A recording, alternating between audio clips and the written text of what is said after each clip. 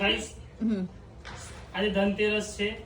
ધનતેરસ ના દિવસે લક્ષ્મીજીનું અને આપણા ઘરમાં જે પૂજા પાઠ કરવાનું હોય, સૌથી પહેલા ધન આપણું દીકરી. આપણું ધન દીકરી. હા, દીકરો છે ને, દીકરો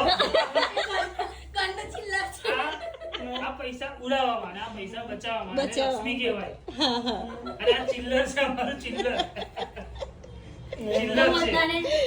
બધાને હેપી ફેમિલી તરફથી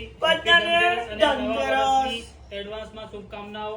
બધા જ હસતા ખેલતા રહો એવી અમારી શુભકામના. અમારા હેપી ફેમિલી તરફથી બધાને ધનતેરસની શુભકામના અને બધા જ ખુશહાલ રહો. તમારા બધાને હેપી દિવાળી. બરાબર ને?